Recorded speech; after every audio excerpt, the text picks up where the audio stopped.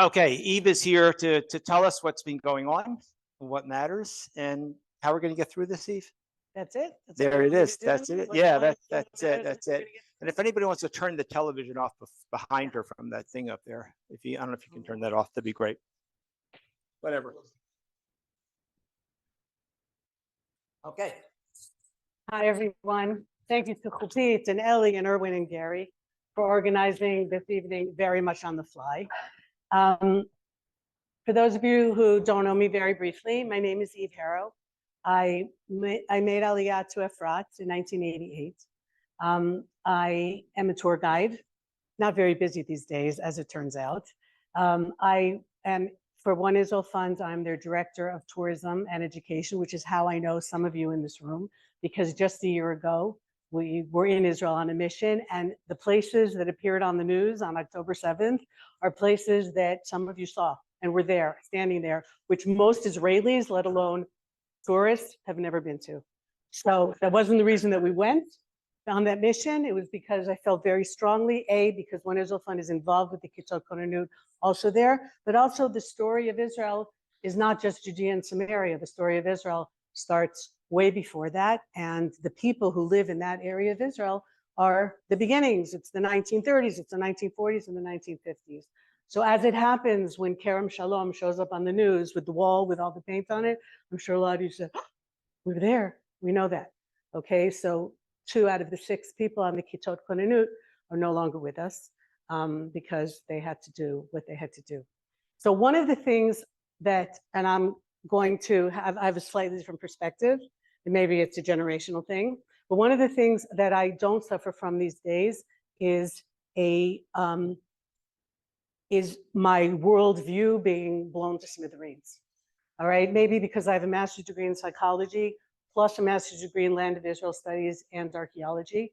So not only am I understanding a little bit more of how people think and respectful of how people think, except maybe in my house, which is the whole marriage thing, but we'll leave that alone for a second. But also very much understanding the history of the region, and made it my business because I have also spent almost since I made Aliyah debating, okay, because the settlers, right? So they would bring me in as the person who lives in Judea and Samaria, the one who's responsible for the lack of peace in the Middle East and for the reason that Israel is hated. So I have had some fascinating experiences. I was also on the local council in Efrat for 10 years. So I learned a lot about how local government works, or sometimes doesn't. I think your father's Dovi? Yes, okay, so exactly. So he might know that as well. And also making it my business to understand the neighborhood that we're living in. Because while it feels like sometimes Israel is a little America, right? It's very modern and there's all of that, and there's McDonald's or whatever it is that shows Western civilization. That's pretty sad if it's McDonald's. But Israel is in the Middle East, deep in the Middle East. But as Jews, we don't always speak Middle East. Okay, and you can take it right out of last week's Parsha. The weekly portions are eerily representing what we are going through now, the rape of Dinah, all right, and the vengeance that her brothers wreak on the people. But we find ourselves in a place where we don't want to kill anybody, right? We do not want to kill anybody. We just want to be left alone, to be creative, to really fix the world, not the trendy tikkun olam, but really just make the world a better place. We were given a mandate a long time ago to teach right from wrong. And I think what's happened, and I'll tell you in a minute my experiences on October 7th and since then, I think what's happened is a very clear right from wrong. There is no gray here, all right? And people say that like our enemies are like Amalek. I'm not even sure Amalek did what Hamas has done. And I won't call them animals because animals don't do what they did. Okay, these are barbarians, and it is very clear that this is an evil that cannot be allowed to exist. And not just because it's against the Jewish people. We are always the canary in the coal mine. This is our story. When places start falling apart, they come after the Jews first because most people don't care. Anti-Semitism is the oldest and least understandable hatred, okay? And it's always there. And this is all part of it. And this is all part of it. There is no, and this is where I will differ with them. Maybe because my neighbor about 20 years ago was in the supermarket in Efrat and noticed somebody wearing a vest with wires coming out of it. And it was someone that he knew and that I knew because he had built our houses. Okay, but he wasn't supposed to be in the supermarket because he was a construction guy. And just before he hit the plunger on that suicide vest, my neighbor shot him in the head and saved everybody in the supermarket. All right, so I was paying very much attention also because when you go into a debate situation, you have to know what's going on. And I learned a tremendous amount from the people I debated, because I don't know if any of you are ever in debate situations, you're not actually trying to convince the person you're debating with, you're talking to the audience. Because the person you're debating with is not, I mean, last year I debated Gershon Baskin, the guy who was so proud of himself because he's the one who negotiated with Hamas for the Gilad Shalit deal. Okay, and a letter that he put out a few weeks ago wasn't, I was wrong, it's you betrayed me by not. It's like, are you serious? This is where your ego is? Hamas betrayed you? Like, didn't you see past it to who they really, really are? Because they didn't keep it a secret. If we didn't know, it's because we weren't paying attention. The Hamas has been brutally honest. And we have had glimmers of this ideology, if you will, for many, many years. The Fogels, remember the family that was killed in Itamar?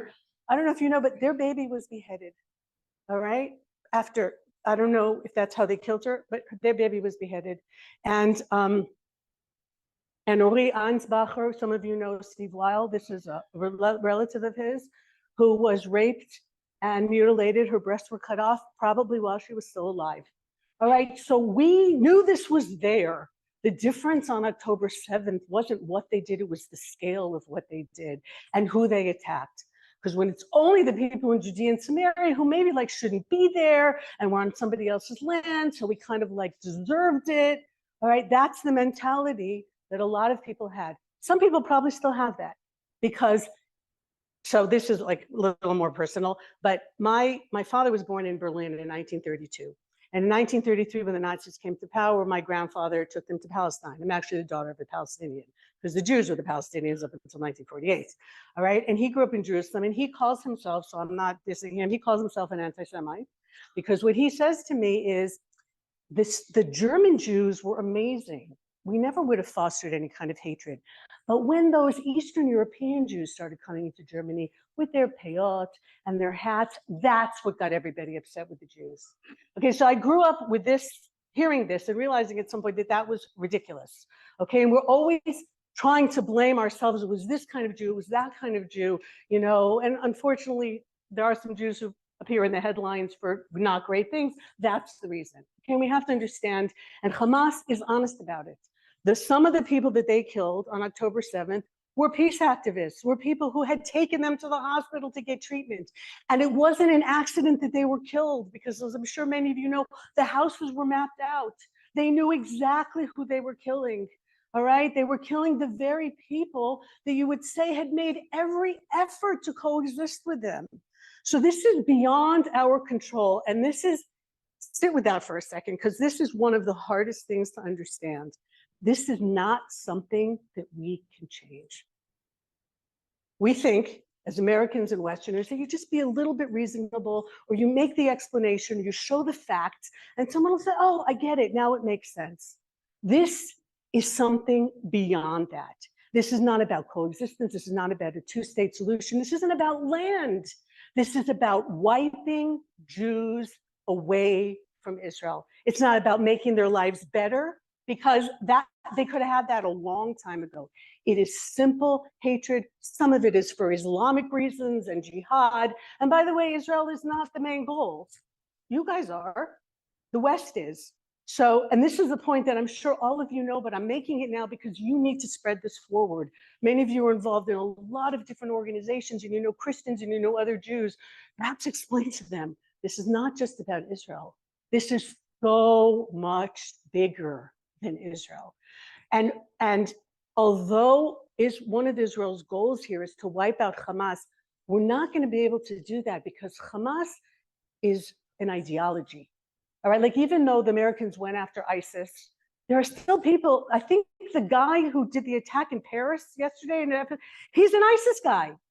So yes, ISIS doesn't control an area of Syria anymore, and they're not going after all the different tribes, but the ideology is still there, and it's that same ideology, and it's everywhere in the world. It's everywhere in the world, and it's here too. So Israel is at the forefront of fighting this, which is maybe what the Jews are meant to do. I mean, we got the Torah because the creator of the world, for whatever reason, decided that we were going to be the people to have that kind of moral clarity. And I'm talking about as a people, not as individuals, because personally, not always where we want to be. And this is right. I think on October 7th, we got a glimpse of the ancient world before the Torah was given. This is the way everybody behaved. This was the norm. You went in, you conquered, you took the women because then they had your children, okay, and that's how you decimated the civilization, and that's you had them have your children, impregnated them, and that's when they were done. That's, by the way, why Iran became Islamic, because they came in and that's what they did to the women there, so to the Persian women. So this is, if you understand history, there's nothing new happening here. What is new is that we can defend ourselves again. So I know that October 7th was the worst day that the Jewish people had since the Shoah, but we are not back in the Shoah because we can now defend ourselves. I got to tell you guys, I'm worried about you. Okay, I'm worried about you because you guys, you can't really defend yourselves. We in Israel are sitting and listening to all this anti-Semitic stuff here. We're like, oh my God, what are they going to do? You know, and you're sitting here and you're worried about us. One of my sons-in-law is a carpenter, which led to a very funny discussion when he was first dating my daughter about his stint at Chippendales. Because my understanding of Chippendales is a male strip club, okay? So he's talking about when he was at Chippendales, and I'm like, what? And it turns out that Chippendales is also a carpentry shop in Scotland making very high-end furniture. So once we got that straightened out, and thank God they're married and they have 7 beautiful children, but that was a little, yeah, we still joke about that. But he told me once that the hardest thing to build is a chair. You wouldn't think it's all that complicated to build a chair. He said a chair is the hardest thing to build because not only does it have to stand, it has to hold weight much bigger than the chair is itself. And I look at us, that's a Jewish people, as a chair. You guys are one leg of a very important chair. So we're doing things in Israel and we're fighting, and the home front is unbelievable. And there's people praying and there's people doing all kinds of things. But you hear that that chair will collapse without you. All right. It is simple, but it's incredibly important. It's the structure of who we are now and how we are all holding each other up. So on October 7th, Simchat Torah, we actually own an apartment in Ashkelon, and that's where we go for Shabbat. So we were supposed to be in Ashkelon that weekend, but I had a doctor's appointment at 9 o'clock Friday morning. And my husband said, you know, until we get there and whatever. So we didn't go. So we're home in Efrat, and one of my sons is with us with his wife and very adorable little daughter. And then we get the news. And we did, you couldn't avoid it. And we're also Shomer Shabbat, but we answered our phones and we start seeing what's going on. And then my son gets his call up. He looks at his phone and he says, I have to go. So I watch him kiss his wife and daughter goodbye and leave, all right, and go to his unit. 2 days later, one of my other sons was in Germany, of all places, on a business trip. So he fought to get back also. That's what everybody was doing. Taking a train through Germany, always an interesting experience if you haven't had it. But I said to him, this must be weird for you. He said, not this time, because this time the train took me to the airport where there was a big plane with a big Star of David on it. And I was going with other people to fight for our country, for our honor, and for the fact that they are never doing this again. So it was almost a tikkun. It was almost like a little bit of a closure, because when my father left Germany in Berlin in 1933, it was as a refugee and in a very different way.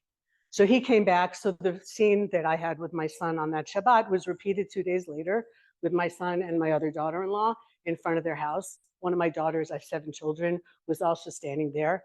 And he kisses his wife goodbye, he kisses his kids goodbye, he gets into the car, he went north, my other son went to Gaza. And I just thought there and I said, like, from time immemorial, women have stood here and watched men go to war. For what? For what? Why does this have to keep happening? So the women in Israel are amazing, are just amazing. I call my daughter-in-law now I'm really dating myself, Rosie the Riveter. Does anybody know what I'm talking about? Okay, because I think for her birthday, I'm getting her like a construction belt because my son's not home. So it's like, if the toilet go, whatever. And it's not like there's men around. There's really not men around. And the women don't have what Shani has here, which is you guys. All right. So I try and babysit the kids, but they're working, they're taking care of the children, they're worried sick about what's going on.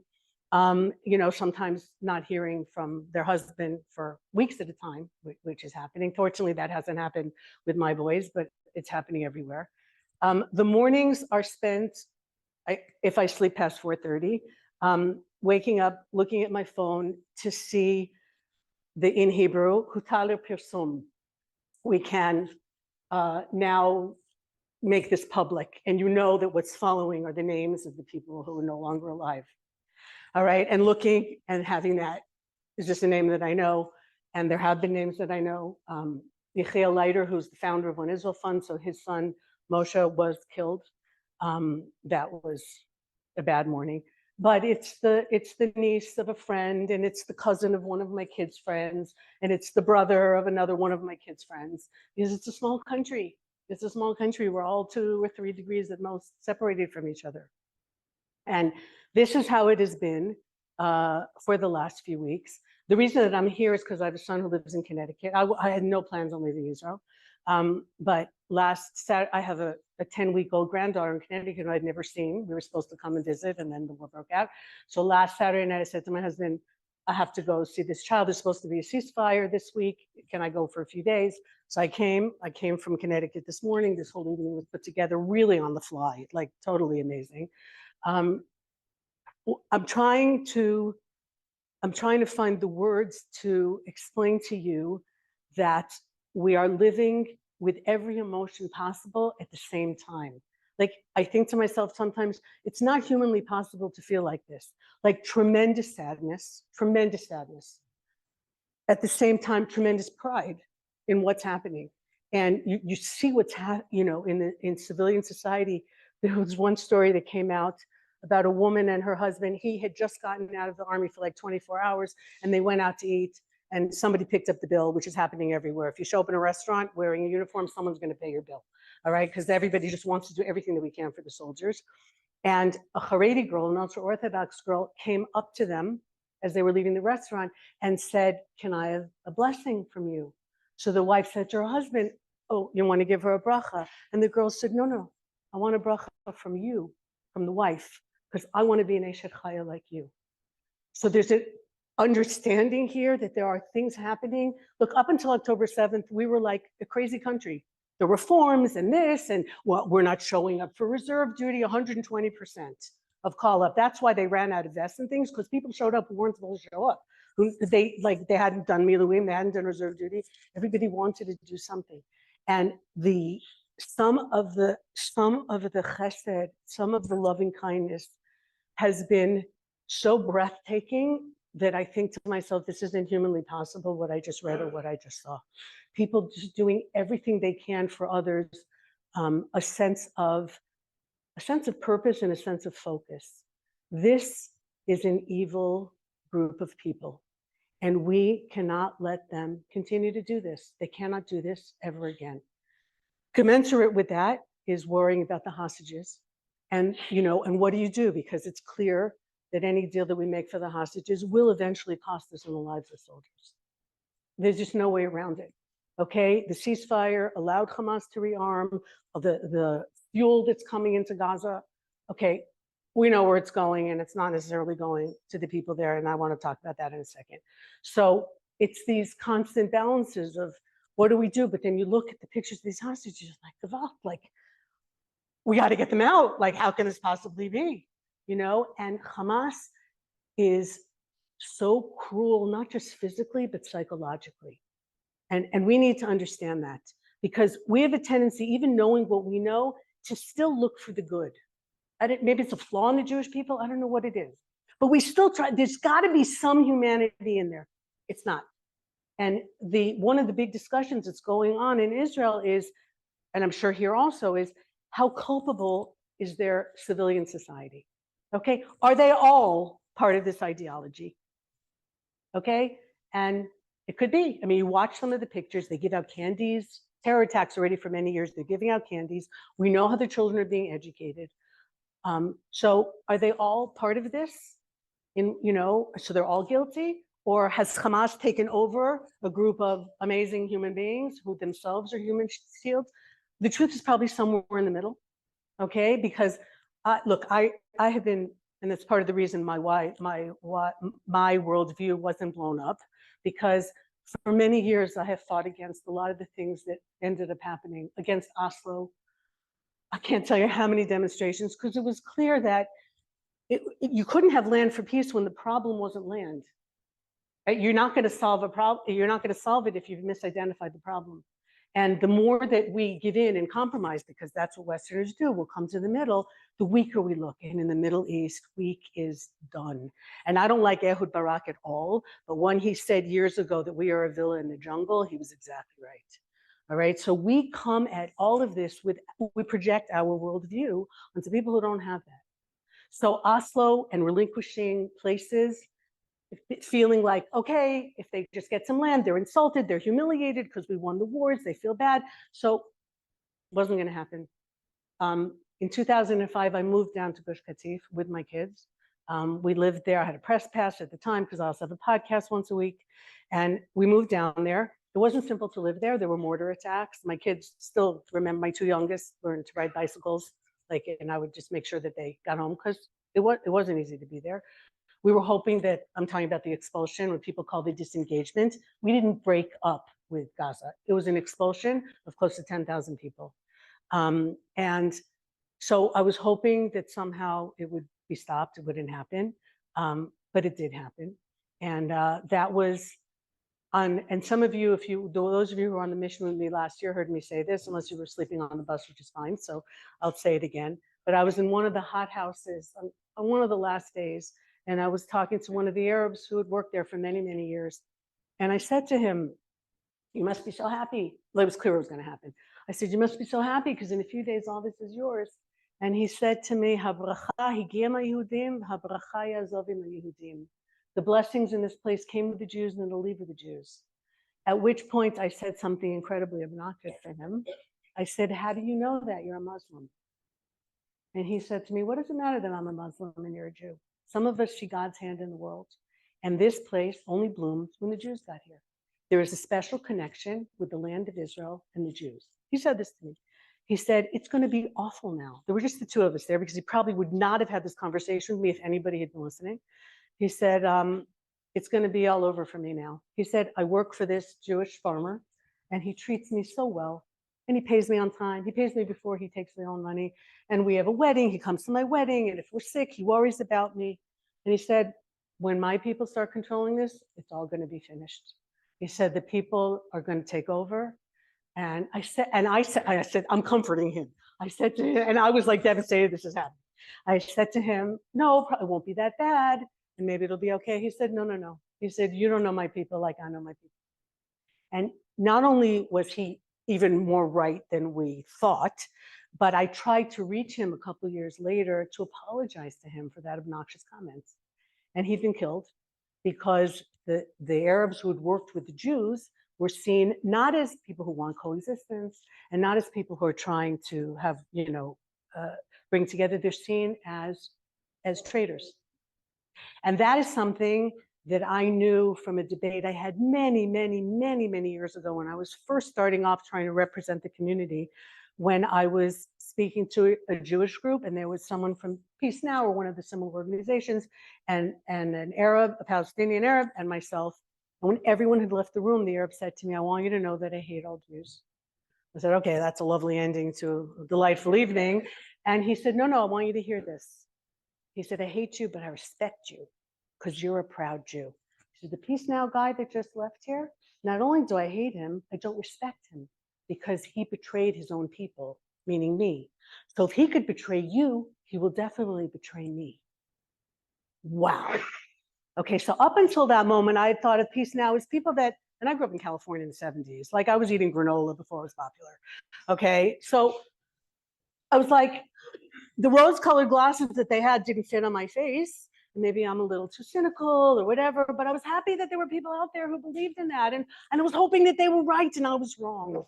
All right. And when he said that to me, and I tried to explain to people on the left afterwards, and maybe it was the terminology I used, like useful idiot, probably doesn't go over well when you're trying to explain something to somebody. But guys, you don't understand, you're being used. You're being used. They don't see it the way you see it. And it doesn't matter how you see it. It matters how they see it. This is where we have to humble ourselves. All right.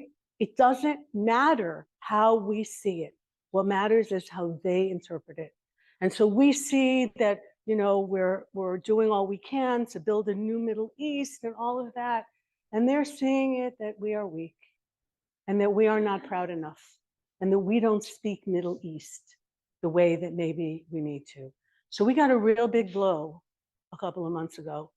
And, you know, the beautiful song that we heard, if for those of you who didn't understand the words, it's Psalm 21, written by King David. Yeah, I walk through the valley of the shadow of death. I will fear no evil, for God is with me. Which, by the way, we think that he wrote in the Kidron Valley. For those of you who've been to Jerusalem, when the sun comes up behind the Mount of Olives in the morning, that valley, the Kidron Valley, is the valley of the shadow of death, because the Mount of Olives is a cemetery. So it's literally the valley of the shadow of death. So it's a beautiful idea or metaphor, but it also could be a physical place that he wrote it in. King David was a warrior, but because he was a warrior, he couldn't build the temple. Because there's an understanding that we have to be warriors. Sometimes we don't want to be. And it takes you out of certain things. So the men that are coming back from war, who've had to kill people because we don't have a choice, are carrying that on themselves. And it's an incredibly difficult thing. And sending my kids to the army, and from all three of my boys and two of my daughters served in the army, I was so worried that something would happen to them. That's obvious, the first worry. But I was so worried that they would have to hurt somebody else, because it changes who you are. It changes who you are. And just one story, and then if there's questions or something. One of my sons, when he served in Hebron, which is a very difficult place to serve, and they were going after Hamas, because Hamas is all over Judea and Samaria. They're not confined to Gaza. And we know very well, which is why when Israel Fund is doing everything we can to supply the Kitot Konanut in the different communities, because we know that what happened in Be'eri and what happened in Sderot, the only thing that's preventing them is the ability, not the will. All right. And that's why we have to do what we can to protect the communities. But he came back one night. He came home after he was up all night in Hebron. They were searching. They had been told there was a bomb that was going to be put on a bus, and they had to go find it. And they go into apartments because that's where they were hidden. And they walk in at 2 a.m, and they're looking in drawers because nobody leaves the bomb in the middle of the dining room table. Although now we're finding in Gaza that that's exactly, I mean, the soldiers are finding, you know, bombs under kids' beds. And in all these places, there should be some kind of red line. There's no red lines. There's no red lines. And he came home and he was really, really upset. And he said, Ima, I understand why they hate us. I said, what? He said, I came in at 2 a.m. We're wearing guns. We look scary. And we come in and we're looking through their underpants drawers and we're invading their private places. And the grandmother is shrieking and the little kids are crying. And he said, I looked at it through their eyes and I understand why they hate us. And he was really, really upset. And I had 2 major reactions. I had a bunch of reactions, but 2 major ones. One was tremendous pride in him that he was still the mensch that we raise our children to be, that he had the humanity to see their side of it, and then blinding fury at the people who put him in that position, at the people who gave these places over to Hamas, because that's who took over, that forced him as a soldier. He has to find that bomb. That's his job, is to save lives. And it put him in an impossible situation. And our children have been put in an impossible situation by decisions that were not thought out, and that we can't afford to make those mistakes anymore. And this is the tension that we're living in all the time, is trying to keep our humanity in a part of the world where we are dealing with the most base in the sense of like not even human. And being told by the world, well, you can do this, but only like a little bit. And you have to send them food. Who sends fuel and food to the enemy in the middle of a war? Who does that? All right. And so we're being told to have one hand behind my back, and the clock is ticking, and this is going on, and this is going on. And we're trying to do the best we can, and it's costing our lives. It is costing our lives. Do I know where this is going to end? I don't know where this is going to end. What I think may happen, and I'm so far from being a prophet that it's like ridiculous. I think this is going to get bigger because the problem isn't the Hamas. The problem is Iran. And Hamas is one evil tentacle of the octopus, but Hezbollah is in the north. So one of my sons is serving near the Lebanese border, and he's got one of the guys in his unit is from Rosh Hanikra. And Rosh Hanikra is right on the Lebanese border, like just out. And the guy said, I'm not going home. His family's been taken out. He said, I'm not going home. I live 300 meters from Hezbollah. So what happened in Otef Aza is gonna, in Gaza, is gonna happen up there. So now our country has actually shrunk because the people who lived on the border of Israel, not territories, Judea and Samaria, recognized state of Israel, are now not on the borders. Those people have to be able to go home. They're not going home if Hamas is across the fence, because now we know that the fences don't do what they are supposed to do, okay? And so this is where we are. So what I think may happen is this will get bigger. An American ship was sunk today, I think, in the Red Sea. So, and people are ignoring it. I think what may happen is something that's so big that you can't ignore it anymore, and that this becomes bigger. And maybe it needs to, I don't know.